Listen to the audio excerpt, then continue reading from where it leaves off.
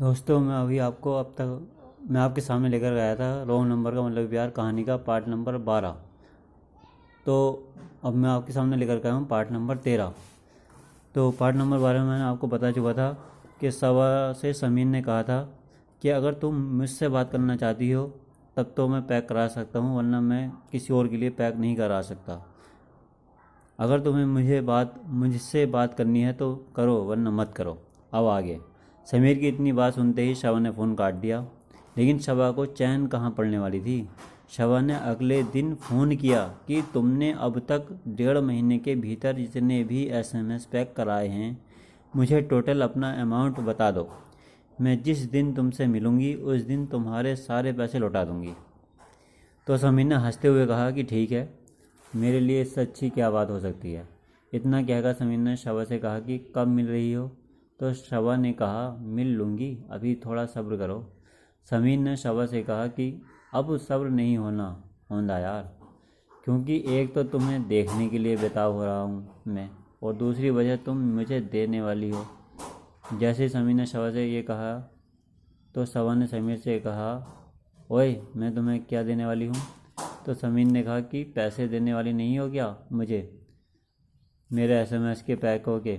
तो शबा ने कहा कि अच्छा, मुझे तो लगा था कि पता नहीं तुम क्या मांगने वाले हो और क्या मैं देने वाली हूँ। शबा ने समीर से कहा कि लगता है तुम बहुत रोमांटिक भी हो, क्योंकि मैंने तुम्हें कई दफ़ा डबल मीनिंग में बात करते हुए शबा ने समीर से कहा कि लगता है तुम बहुत रोमांटिक भी हो, क्योंकि मैंने तुम्हें कई दफ़ा डबल मीनिंग में बात करते हुए देखा है।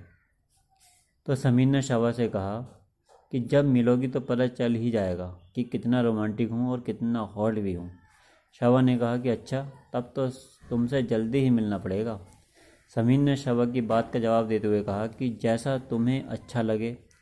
फिर शबा ने कहा कि मैं तो इतनी बुरी हूँ कि तुम्हें पसंद ही नहीं आने वाली। तो समीर ने शबा से कहा, तो मैं कौन सा सलमान खान, आमिर खान या शाहरुख खान हूँ। मैं तो हो सकता हूँ कि तुमसे भी बुरा निकलूँ दिखने में। शबा ने कहा, अच्छा ये बताओ कि दिखने में कौन से हीरो की तरह लगते हो। तो समीर ने मजाक करते हुए कहा कि मैं बिल्कुल नाना पाटेकर और कौवा बिरयानी खाने वाले इंसान की तरह लगता हूँ। शबा ने कहा कि उदाहरण देने के लिए तुम्हें कोई इनसे बुरा इंसान नहीं मिल रहा क्या। समीर ने कहा कि जब मैं हूँ ही ऐसा तो किस हीरो की मिसाल दूँ। शबा ने कहा कि लगता है तुम रोमांटिक होने के साथ साथ बड़े कॉमेडियन भी लग रहे हो। समीर ने कहा कि ऐसा ही हूँ मैं। फिर एक दिन शबा ने समीर को सरप्राइज़ दिया कि आज मिल सकते हो। तो समीर ने कहा कि तुमसे मिलने के लिए मुंबई आऊँ क्या। तो शबा ने हंसते हुए कहा कि मैं दिल्ली आ चुकी हूँ। तो समीर ने कहा कि तुम तो रात 8 बजे के करीब मुंबई में थी, तो इतनी जल्दी, वो भी 12 घंटे में, ट्रेन मुंबई से दिल्ली कैसे आ गई। तो शबा ने कहा कि तुम यार अपना दिमाग बहुत चलाते हो। तो समीर ने कहा मेरे पास है तो चलाऊंगा ही ना,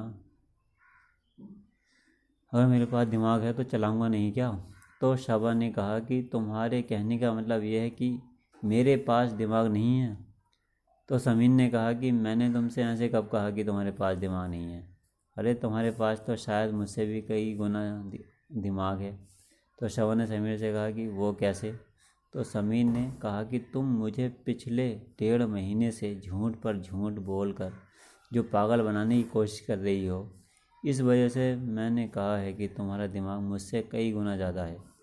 तो शबा ने कहा कि तुम्हें अभी तक ये ही लगता है कि मैं तुम्हें पागल बना रही हूँ और तुमसे झूठ पर झूठ बोल रही हूँ। तो समीर ने कहा हाँ। शबा ने कहा कि प्रूफ करो मेरा झूठ।